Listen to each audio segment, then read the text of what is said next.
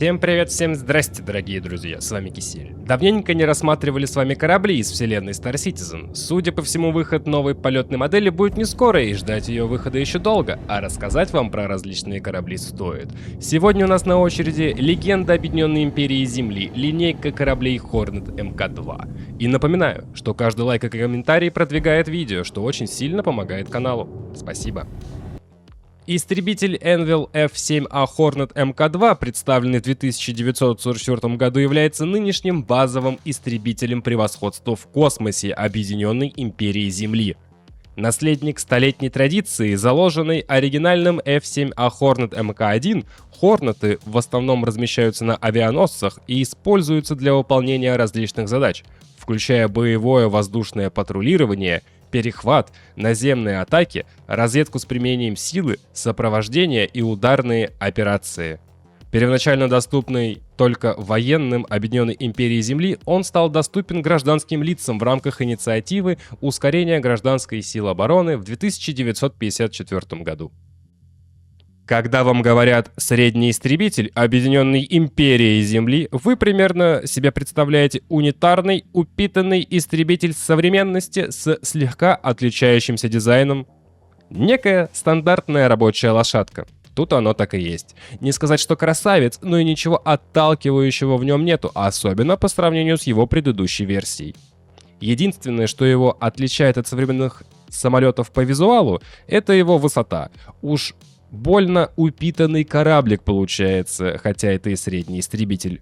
Никаких сумасшедших инопланетных дизайнерских решений тут нет, кроме этой большой ручки от тележки магазина. Оно довольно странное, как по мне, с виду, и рулей направления тут почему-то тоже нету. Плюс довольно громоздкая круглая часть в центре корабля выглядит как будто лишней, но там у нас кое-что есть, расскажу попозже. Корабль довольно короткий, если не брать во внимание ту огромную раму для сушки белья в задней части корабля. И никакие отсеки с модулями тут не открыть, к сожалению, но это пока что. На релизе все сделают 100%, ведь корабль новый, а разработка началась недавно. На релизе все починят. Интерьеров, как вы понимаете, у этого корабля нету. Озвучить стоит, потому что, скажем, у кое-какого Мустанга интерьеры и есть. А я напоминаю, что у меня есть мой телеграм-канал, где выходит различная информация, которая даже не доходит до видео. Если хотите поддержать меня, контент и канал, то есть мой Бусти, где видео выходит раньше, чем на ютубе, а также проходят кое-какие стримы увеселительного характера. Ну или привычные донатики, все ссылки в описании. А то видеопроизводство по космосимам — дело нынче неблагодарное, особенно снимать по элите и по Star Citizen. Кабина довольно компактная, нету того огромного количества экранов, которые мы иногда видим в игре. Всего лишь 2 экрана, а между ними радар. Между ног у нас штурвал. При этом та торпеда, на котором стоит этот штурвал, сильно раздвигает нам ноги, а по бокам от ног панели с гигантским количеством неработающих кнопок. Также вы можете покинуть корабль с помощью катапультирования, рычаг под это дело имеется. Обзорность кабины в целом добротная, как минимум не как в танке. Не хватает мониторов как будто и работающих кнопок, ведь зачем-то эти кнопки есть в кабине же. И еще, я не понимаю один момент, почему, когда я смотрю на корабль сбоку, я вижу, что сама кабина огромная, и у меня над головой еще 2 головы мои буквально влезет. Выглядит странно. С посадкой проблем не будет, корабль мелкий, но есть приятный момент. Когда вы выпускаете шасси, крылья поджимаются, чтобы корабль занимал меньше места, как-никак он используется на авианосцах. И угол крыльев в сложенном виде мне нравится больше, чем в разложенном варианте. Как вы купите себе F-7C Hornet Mk2, вы получите в свое распоряжение уже военные модули класса C. 2 щита первого размера в сумме дадут вам 5808 щитов. Эти модули имеют уже максимальное значение щитов, но проигрывают другим вариантам по регену ХП щита, так что можно в принципе их и не менять.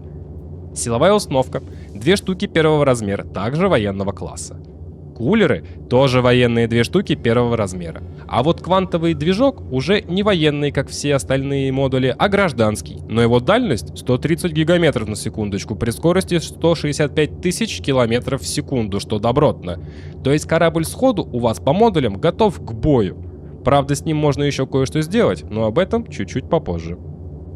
Незаметность. Тут не то чтобы прям супер, в стоке 6300 по теплу и 25700 по электромагнитному излучению и 9000 по поперечному сечению. Если вам это что-то говорит, то хорошо. Объяснять отдельно с нуля не буду. Если вы не знаете, что это значит и как с этим работать, то, пожалуйста, в описании под видео ссылочка на видос про стелс и незаметность. По грузу грустно. Он может тащить 2 единицы СЦУ, но показать вам я это не могу. У меня пропал сам модуль со склада. В любом случае, корабль не для грузоперевозок. По оружию на F7C Hornet Mk2 получается очень даже неплохо. За место стокового грузового модуля вы можете кое-что поставить. Гнездо с 2 слотами под пушки 3-го размера. Ставьте, какие хотите пушки. Гнездо с 2 гатлингами 4-го размера, и их нельзя поменять, но поверьте, они того стоят. Гнездо с 2 слотами под пушки 3-го размера, плюс 4-й подвес под ракеты, куда можно будет ставить ракеты от 1-го до 4-го размера в зависимости от подвеса. Под носом у корабля можно установить стойку под 2 вторые пушки с возможностью установки любого вооружения. Итого, в этот корабль влезает 4 четвертые пушки и 2 вторые, что очень не слабо, я вам скажу. К примеру, внимание, у тяжелого истребителя Mirai Guardian только 4 четвертые пушки. По ракетам следующее. 2/3 подвеса вооружения с возможностью установки ракет от 3 до 1 размера. На самом деле маловато, но зато пушки тут мое почтение. И сюда еще можно установить 2 бомбы 3 размера в сумме. По стоимости корабль выйдет в 4 900 000 в игре, или же $175 на сайте. По планете кораблик летает шустро, можно повернуть до такой степени, что пилот отрубится, и мне чудом удалось найти каньон с рекой на микротече. Правда, лобовуха вся в каплях, но да ладно. Летает шустро и приятно. Не гоночный болид, конечно, но меня в плане маневренности в плотной атмосфере устраивает полностью. И не стоит забывать, что корабли на планетах будут летать вскоре по-другому. Правда, когда это вскоре будет, непонятно. Я говорю именно про новую летную модель кораблей. Зато корабль имеет крылья, а не как летающая колбаса. Так что, как будет аэродинамика, он себя покажет хорошо, и я уверен. Будет точно летать лучше, чем его одноклассники средние истребители, к примеру, RSI Meteor или же Santok Yae. Надеюсь, правильно произнес. Тут, к примеру, на Деймаре ограничение в скорости почти отсутствует в навигационном режиме, и разогнать его можно до 1000 метров в секунду спокойно. Проблем с полетами в подобии каньонов не будет, а против тяжелых истребителей и кораблей побольше проблем тем более не будет. Если что, попробуйте полетать на Constellation Andromeda по планетам против игрока на среднем истребителе. Удачи! Маневренность в космосе прекрасна, особенно учитывая, как летают теперь тяжелые истребители. Маневренность этого корабля позволяет комфортно на нем летать. Да, не супер маленький легкий истребитель, но учитывая, сколько на нем вооружения, очень и очень добротно. Но какой-нибудь игрок на Arrow вас перекрутит, а так вести на нем бой несложно. Большой секундный залп сдувает мелочь, да и на этом корабле спокойно можно сносить тяжелые истребители противников. А более живучие корабли, такие как Constellation Andromeda, также рассыпаются от него без напряга. Единственное, это все при условии, что вы используете, как я на видеоряде, в ПВЕ гатлинги, а не, скажем, лазерные репитеры. С ними гораздо дольше все это дело будет. Да и плюс, вы не сможете стрелять с них очень долго, потому что у вас просяет обойма в энергетическом оружии, как это было у меня, когда я катался на нем в лазерном фите. Если хотите бесконечный боезапас, то да, лазеры топ. Но кинетические гатлинги разрывают всех в легкую, правда у них будет не очень удобное упреждение, но это заметно будет только на мелочи. И то, мелочь вы сдуете своими пушками очень быстро.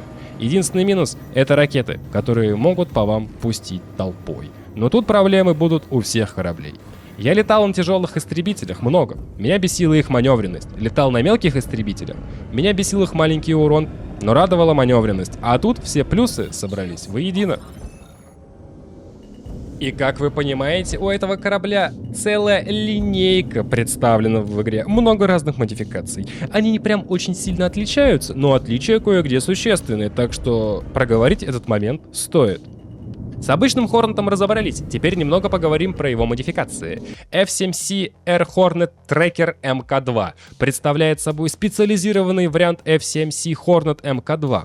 Этот космический аппарат спроектирован как грозная разведывательная платформа, оснащенная сложными радиолокационными системами дальнего действия, облегчающими проведение тайных операций. И я не уверен, что эта механика вообще работает должным образом, так как информации я не нашел и поспрашивал у людей, знающих за игру, и все разводят руками. По внутрянке все то же самое, как у обычного Хорнета, но вместо тех турелей сверху стоит особенный неработающий модуль пока что. F7CS Hornet Host MK2. Это вариант истребителя-невидимки F7C Hornet MK2. Это как раз мой вариант Хорнета, на котором я летаю. Внутрянка та же самая, только значение поперечного сечения меньше. У обычного 9000, а у этого 5700. И когда вы его покупаете, установленные модули изначально стелсовые и разные радары. У этого стелс-радар. F7CM Hornet Heart Seeker MK2. Разница с обычным в том, что у него стоит дополнительный щит, то есть их не 2, а 3, и он двухместный. Представленный модуль тут — это те две спаренных четвертых гатлинга, которые я поставил на свой стелс Hornet. И в носу можно поставить не 2 вторые пушки, а 2 третьих и 1 силовая 2 размера, а не 2 силовой 1 размера. F7C Super Hornet MK2. Тут также кабина на двоих. Щитов тут также 3, а не 2, как у обычного. Дополнительный модуль здесь тот, который у меня отсутствует как раз. 2 трети пушки и дополнительный слот для ракет на нем. Так же, как и предыдущий, имеет 2 трети пушки в носу. И также 1 силовая 2 размера, а не 2 силовой 1 размера. И у этих двух кораблей второй пилот может вращать тем модулем с пушками, но если второго пилота нет, вы все равно сможете стрелять с нее вперед. Также эти два корабля двухместных имеют подвесы для ракет 4 размера, куда можно поставить в сумме 8 ракет 2 размера, и никакие другие по размеру ракету не влезут. А на одноместных Хорнетах можно ставить ракеты и 3 размера. У корабля есть одноклассники, именно средние истребители. Вот, например, средний истребитель Глейв. У него 2 первые лазерные пушки и 2 пятые плазменные пушки, их нельзя поменять. Щиты такие же. 2 штуки 1 размера. Силовая, правда, 1 1 размера, а не 2. Ну и охладители с квантом 1 размера. И на треть меньше хп корпуса. И при этом он тяжелее на 13 тонн.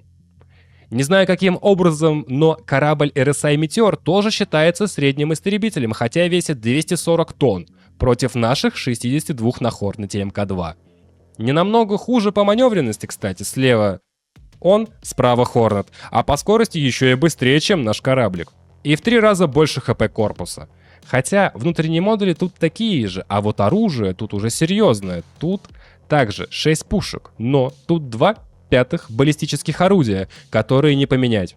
Попадать по мелочи с них то еще занятие.